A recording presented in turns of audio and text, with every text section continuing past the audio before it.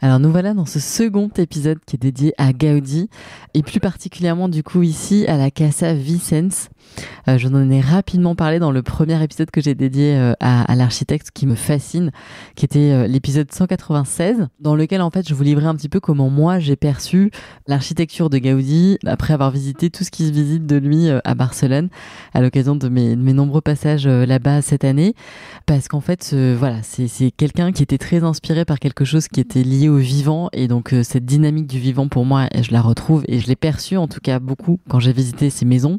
Là du coup je voulais vous partager mon ressenti quand j'ai visité cette maison qui m'a le plus marqué en fait de son œuvre à Barcelone, qui est la Casa Vicens. En fait, à l'époque, elle se situait dans un village qui était juste à côté de Barcelone, qui s'appelle Gracia, qui aujourd'hui est un quartier de Barcelone. Et c'était un lieu de villégiature, cette maison, pour un riche commanditaire, on va dire, un client de Gaudi. Et donc, du coup, donc c'est sa première grande commande. Et moi, en fait, elle m'a complètement chamboulée, parce que je trouve que elle nous montre à voir vraiment la puissance créative de Gaudi, à quel point aussi il a intégré la nature dans son style et il a été inspiré par elle, parce que partout dans cette maison, on retrouve des détails de fleurs, c'est hallucinant, à la fois dans les motifs, à la fois dans les formes, à la fois dans tout ce qui peut être les grilles de jardin, etc. Mais il l'a fait aussi de manière très locale, c'est-à-dire que les grilles de jardin, elles ont la forme de feuilles d'arbres qu'il avait trouvées sur place à l'occasion de ses visites, et tout est comme ça en fait. Il est pas allé chercher des trucs dans son imagination au fin fond de je ne sais où. C'est assez localisé finalement. Il a regardé, vachement observé le jardin, parce que c'était un endroit assez dingue et très grand, et où le jardin et le vivant avaient une place immense. Je crois d'ailleurs que c'était un endroit où il y avait quelque chose aussi d'un peu de tellurique. On disait qu'il y avait eu plusieurs miracles au bout de ce jardin, etc. Il y a plein d'histoires un peu comme ça, abracadabrantesques, mais qui sont marrantes à comprendre. Et on ressent aussi un petit peu dans cette architecture qu'on arrive vraiment dans un lieu qui est inédit, en fait. On se dit, quand on voit cette maison, mais qu'est-ce que c'est ? Comment c'est possible finalement d'avoir donné autant carte blanche à un architecte comme ça, qui est autant d'avant-garde, parce que là on a vraiment l'impression que on arrive qu'il a créé avec cette maison, pour moi en tout cas j'ai l'impression, au sortir de ses études d'architecte, sans avoir été trop formaté, etc., comme une icône un petit peu de cette nouvelle architecture d'avant-garde. Donc la façade, pour vous la décrire rapidement, elle est ultra chargée. Il y a beaucoup de briques et en même temps des tas d'azulejos, vous savez, c'est un petit peu cette céramique émaillée. Et lui, il la met en façade extérieure. Il s'inspire aussi un petit peu de cette tradition artistique hispano-mauresque. Et donc là, il va faire des damiers de couleurs. C'est ultra coloré. Les parties en briques sont aussi très rouges. Donc du coup, c'est une maison qui est intense. Elle surprend parce que c'est très chargé. Et en même temps, je sais pas, il y a quelque chose qui est aimant dans cette architecture, parce que c'est à la fois inédit, et puis comme on a vraiment l'impression qu'il a repris plein d'éléments de la nature, et ça passe. Je sais pas comment vous dire, je trouve que finalement quand on visite cette maison, on se sent bien en fait. Les azulejos du coup en façade, c'est plusieurs motifs. Il y a des motifs un petit peu comme une espèce de vigne vierge. Il y a aussi ces motifs d'œillets d'Inde, donc cette fleur très jaune avec ce feuillage vert qui vient reproduire un petit peu comme si on avait eu le vivant qui avait colonisé cette façade. Les volets aussi sont complètement, moi je les trouve sublimes, parce que c'est un petit peu comme des mouches à rabier, vous voyez. Il y a des pièces très arrondies qui s'accumulent comme ça de manière très géométrique, de manière horizontale, verticale, avec un certain décalage. Donc il y a un dessin, un motif qui se reproduit comme ça à l'infini. Et puis ça vient un petit peu comme ça laisser passer la lumière, et en même temps protéger aussi de la chaleur, parce que il faisait déjà très chaud, je pense, à cette époque-là à Barcelone. Donc c'est une maison qui est à peu près carrée dans ses proportions. Elle mesure, je crois qu'il y a 4 étages, et surplombée deux immenses tours. C'était un peu comme des kiosques en forme de coupole un petit peu, et puis des cheminées. Je crois qu'il y avait 1 ou 2 cheminées, je me rappelle plus, et tout un système aussi de récupération d'eau de pluie, parce que le toit terrasse se visite aussi, c'est une part entière de la maison. Et il a fait tout un système, mais tellement ingénieux, pour finalement donner des pentes suffisamment orientées pour que l'eau de pluie justement ruisselle et ne stagne pas sur la façade et vienne être récupérée dans des espèces de passages. Enfin, il avait tout étudié, c'est complètement hallucinant. Donc l'extérieur est flamboyant en fait. Il y a un côté, on se dit mais voilà, il voulait que les gens qui allaient vivre là se sentent en vacances, loin d'un espèce de quotidien un peu morose.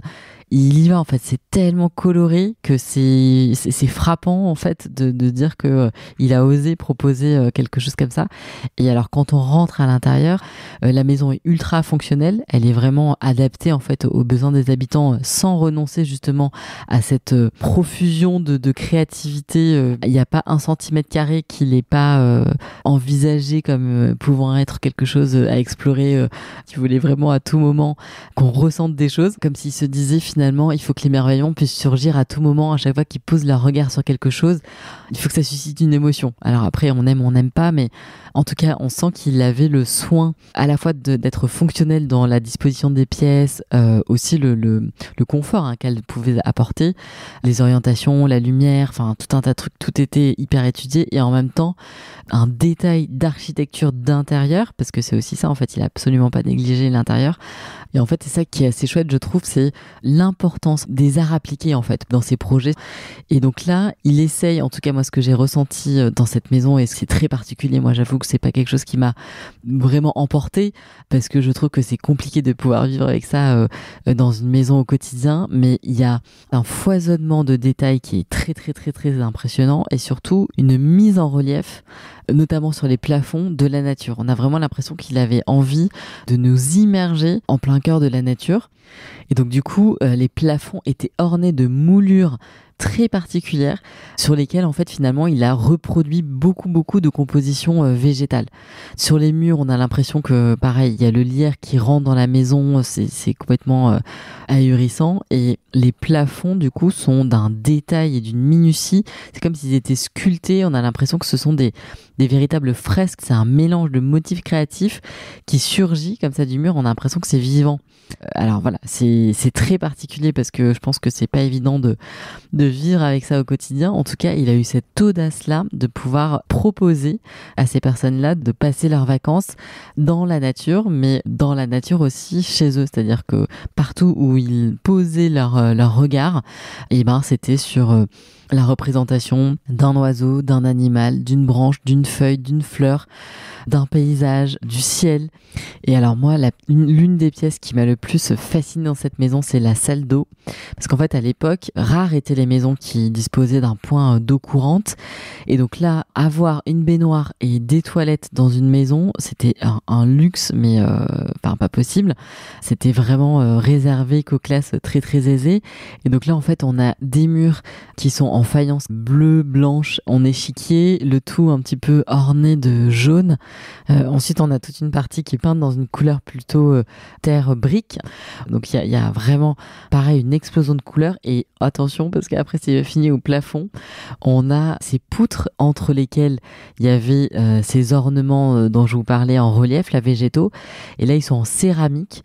Et ce qui est assez dingue, c'est qu'en fait, quand on regarde dans toutes les pièces, il a essayé de faire une continuité entre le jardin. Donc ça, c'est le végétal en fait, qui fait ce lien de continuité de lecture entre le jardin, la façade, le végétal qui commence un petit peu à rentrer en bas et qui va venir s'agripper et se mettre à des endroits un tout petit peu différents au fur et à mesure qu'on monte dans les étages en fait. C'est assez dingue. Alors le dernier étage, là aujourd'hui, est plutôt réservé à l'espace un peu de maquette, etc. À l'époque, c'était un peu plus austère parce que comme dans toutes ces maisons, il va mettre le dernier étage comme un peu une peau qui a fonction de régulateur thermique, et ensuite après du coup des espaces qui sont plutôt destinés aux personnes qui entretiennent la maison, donc aux domestiques, etc. Et quand on arrive tout en haut, on est sur ce toit terrasse qui est également l'une des caractéristiques de Gaudi, pouvoir en fait rendre praticable ces espaces en toiture.